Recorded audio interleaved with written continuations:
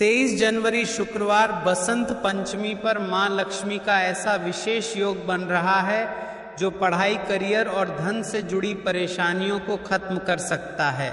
इस दिन अगर तुम बस दिल से एक उपाय करते हो तो अटके हुए काम अचानक बनने लगेंगे। उपाय: बसंत पंचमी के दिन सूर्योदय के समय घर के मंदिर या खिड़की के पास एक चुटकी पीली सरसों हाथ में लेकर मन ही मन अपनी इच्छा बोलो और उसे बहते जल या मिट्टी में छोड़ दो। उसके बाद करना, आपको इस उपाय का फल जरूर मिलेगा। और इस उपाय को कर लेने से आपके घर में चाहे किसी भी प्रकार की दुख और समस्या क्यों ना चल रही हो, आपको उसका कारण भी नहीं पता है कि भाई ये समस्या किस कारण से चल रही है। उसका कुछ भी कारण हो सकता है, जैसे पितृदोष हो सकता है या किसी भी तरह का मंगल दोष भी हो सकता है। तो इस दिन आप लोगों को ये वाला उपाय कर लेना है। ये एक ऐसा उपाय है जिस उपाय को अगर किसी विशेष दिन पर किया जाए तो भाई उस विशेष दिन का जो है वह तो हमें मिलता ही मिलता है, पर हमने उस दिन पर इस उपाय को किया है तो हमें उससे भी बड़ा फल मिलता है और फल बहुत जल्दी मिलता है, क्योंकि आप इस उपाय को बहुत ही बड़े और विशेष दिन पर कर रहे हैं। तो चलिए अब उपाय के बारे में बात कर रहे हैं, आज करते हैं। लेकिन उससे पहले आप लोगों की बात करना यह जानना आवश्यक है कि आखिर ये उपाय किस समय करना है, किसको करना है और कैसे करना है। तो चलिए हम आगे आपको वीडियो में एक एक करके बता देते हैं। लेकिन उससे पहले अगर आप लोग हमारे चैनल पर पहली बार आए हैं या फिर मेरी आवाज आज पहली बार सुन रहे हैं तो हमारे चैनल को सब्सक्राइब जरूर कर लेना और इस वीडियो को लाइक करके कमेंट बॉक्स में श्री शिवाय नमस्तु या ओम नमः शिवाय जरूर टाइप कर देना। तो दोस्तों, इस सरसों का फूल वाला उपाय को हमें इस शुक्रवार बसंत पंचमी के दिन कैसे करना है, किसको करना है, किस समय करना है और कहां पर करना है, ये सारे सवालों के जवाब आपको इस वीडियो में मिल जाएंगे। और जो ये वीडियो देखेगा भाई उसको सरसों का फूल वाला उपाय जरूर करना चाहिए, क्योंकि इस दिन पीपल के पत्ते का भी बहुत ही बड़ा और विशेष महत्व होता है। आजा सरसों का फूल वाला उपाय की तो ये सोने पर सुहागा वाली बात हो जाती है और ये एक बहुत ही बड़ा उपाय हो जाता है शुक्रवार का। तो अब दोस्तों, इस सरसों का फूल वाला उपाय को आखिर करना किसको है, सबसे पहले हम लोग वो बात जान लेते हैं। तो देखो, घर की जो बड़ी माताएं बहनें होती हैं, उन माताओं बहनों में से कोई भी एक बड़ी माता बहन इस वाले उपाय को कर सकती है। और दोस्तों, अगर आप चाहे तो अपने घर में से सभी सदस्यों को भी इस उपाय को करवा सकते हैं। अगर किसी व्यक्ति की खुद की कोई मनोकामना है, खुद की कोई दुख और परेशानी है जो कि वो अपने लिए ही करना चाहता है, इस वाले उपाय को तो वो खुद अपने लिए भी कर सकता है। बाकी अगर कोई घर में से ऐसा है जो कि अपने पूरे घर परिवार की सुख और शांति के लिए ये वाला उपाय करना चाहता है तो भाई वो भी कर सकता है, उसमें भी कोई दिक्कत वाली बात नहीं है। कहने का मतलब यह है कि इस उपाय को हर एक सदस्य भी कर सकता है और पूरे घर परिवार के सदस्य के लिए घर की बड़ी माताओं बहनों में से कोई एक माता बहन भी कर सकती है। माताएं बहनें अगर घर में उपस्थित ना हो या ये वाला उपाय ना कर पा रही हो तो फिर घर का कोई बड़ा सदस्य भी इस सरसों का फूल वाला उपाय को कर सकता है। चाहे फिर वह कर्माता करने के लिए दूसरा कर पा रही हो और बड़ी माता करने के पा रही है, ये सरसों का फूल वाला उपाय को कर सकता है। ये सरसों का फूल वाला उपाय को कर सकता है पुरुष ही क्यों ना हो, उसमें कोई भी दिक्कत वाली बात नहीं है। उसके बाद में दोस्तों, जो अगला प्रश्न निकल कर आता है वही आता है इस उपाय को लेकर के, आखिर इस उपाय को हमें किस समय करना है, सुबह के समय करना है कि शाम के समय करना है। तो देखो, इस वाले उपाय को आप लोग सुबह के समय भी कर सकते हो और शाम के समय प्रदोष काल में भी कर सकते हो। अब अगर आप पूछो कि भाई साहब सबसे उत्तम समय कौन रहेगा इस सरसों का फूल वाला उपाय को करने का, तो हम आपसे बस यही कहेंगे कि इस उपाय को आप सुबह के समय करेंगे तो ज्यादा बेहतर होगा।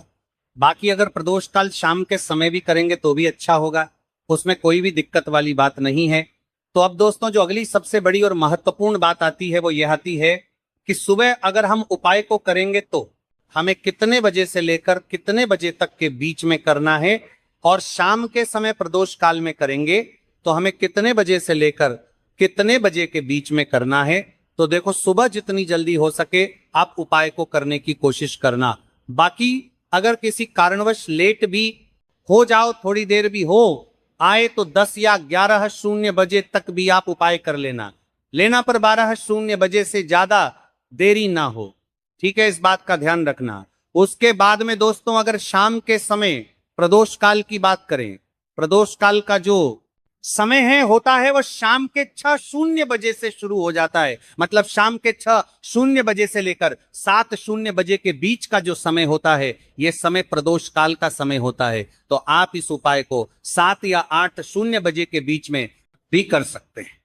बहुत साथ हो, मतलब शाम के 6:00 से रात 8:00 के बीच में आप कभी भी इस वाले उपाय को कर सकते हो, उसमें कोई भी दिक्कत वाली बात नहीं है। हमें किसी भी दिन आपको सरसों का फूल लिखकर बहुत छोटा सा उपाय करना है।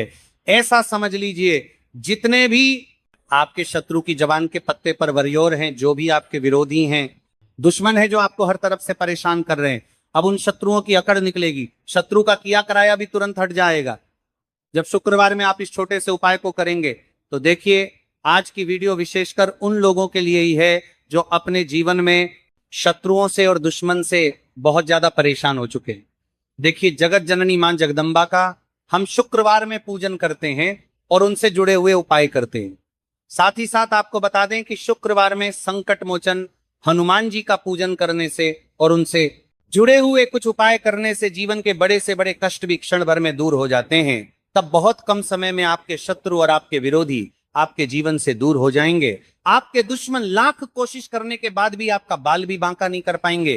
अगर आप शुक्रवार में इस छोटे से उपाय को कर लेते हैं, मान लेते हैं कि आपको सरसों का फूल बहुत खोजने के बाद में आप बहुत बड़े बड़े शहरों में, दिल्ली मुंबई जैसे शहरों में रहते हैं, तो आपको वहां नहीं मिल पाएगा। तो नहीं मिल रहा है तो क्या करोगे, उसी पारे करते हैं। कंडीशन में आपको लेना होगा या तो अनाज का दाना ले लो, अनाज में भी क्या लोगे, या तो गेहूं ले लो, बाजरा ले लो, मक्का ले लो, जो भी चीजें अनाज में आती हैं वो ले सकते हो। अब अनाज भी नहीं लेनी। तो यहां पे आपके पास में एक ऑप्शन है कि भैया हमें फूल ही चढ़ाने हैं। तो फूल में महादेव को जो प्रिय फूल है वो सफेद फूल माने जाते हैं। ठीक है, अगर आपको सरसों का फूल नहीं मिलता है तो उसकी जगह पर आप सफेद फूल ले सकते हैं या फिर अनाज के दाने।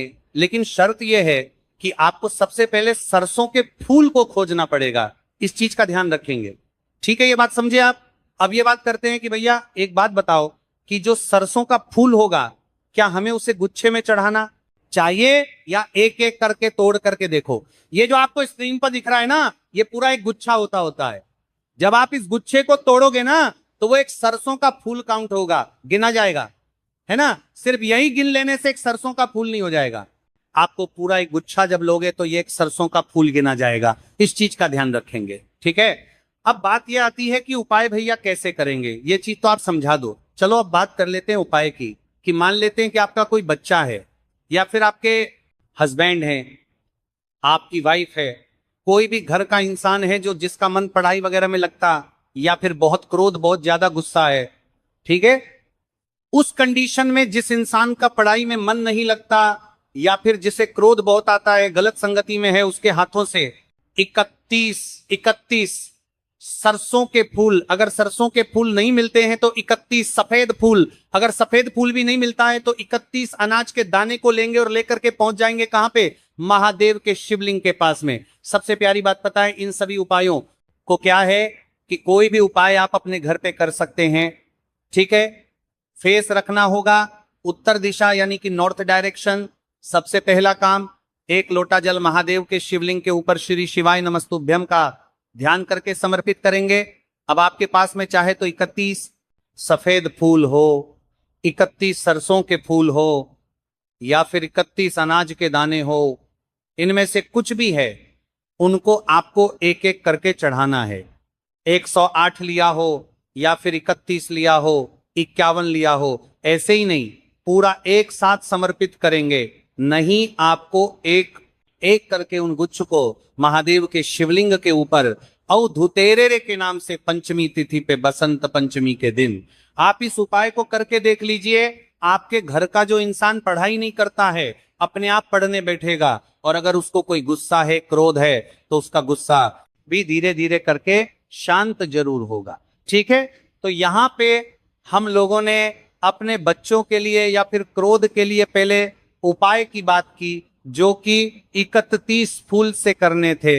अब यहीं पे हम लोग वसंत पंचमी पे करने वाले अपने दूसरे उपाय की बात कर लेते हैं। और ये जो दूसरा उपाय है यह भी आपको करना है। सरसों के फूल से, सरसों का फूल नहीं मिलता अनाज के दाने से, अनाज का दाना भी नहीं मिलता, तो आपको सफेद फूल से।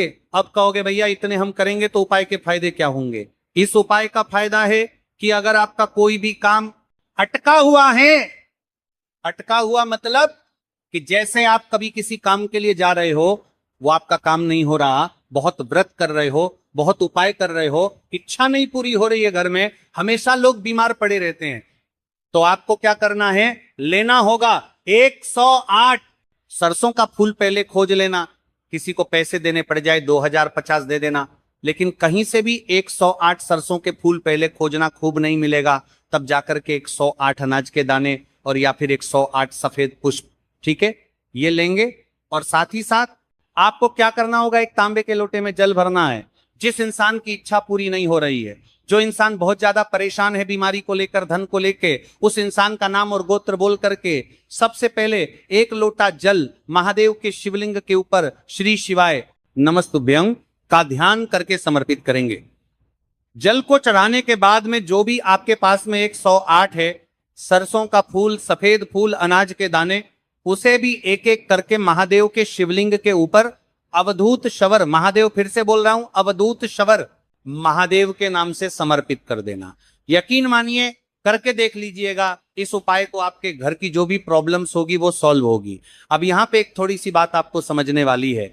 अगर मान लेते हैं जिस भी महादेव के मंदिर में आप गए हो वहां पे भीड़ भाड़ बहुत ज्यादा रहती है, तो वहां पे एक एक करके समर्पित मत करना। फिर वहां पे पूरा का पूरा 108 फूल एक साथ उठाना और पूरा का पूरा एक साथ अवधू देश्वर महादेव के नाम से समर्पित करना। क्यों? क्योंकि हमारी वजह से किसी तीसरे इंसान को पूजा पाठ में दिक्कत होगी तो उससे हमें पाप मिलेगा। ये उपाय करने से तो हमें उपाय की प्राप्ति होगी, लेकिन अगर हमने अपने उपाय की वजह से किसी और को कष्ट दे दिया तो हमें फिर पाप भी लगेगा। इसीलिए भीड़ भाड़ वाली जगह पे एक एक करके समर्पित नहीं करना है, एक साथ समर्पित करना, समझिए। चलो, तो यहां पे हम लोगों ने 2 उपाय की बात कर ली है जो कि आपको बसंत पंचमी पे करनी चाहिए। आगे बढ़ते हैं। इस वीडियो में हम लोग अपने तीसरे उपाय की तरफ, और ये तीसरा उपाय होगी आपके घर की नेगेटिव एनर्जी यानी नकारात्मक ऊर्जाओं को खत्म करने के, जिससे आपका पूरा परिवार हमेशा खुश रहे। समझेंगे कि हमें कौन कौन सी चीजों को लेना है और उपाय कैसे करना है। जैसे स्क्रीन पर देखो, यहां पे मैं आपको कई पेन दिखाऊंगा। जैसे यहां पे एक पेन ये दिख रहा होगा, एक पेन ये दिख रहा है, एक पेन ये,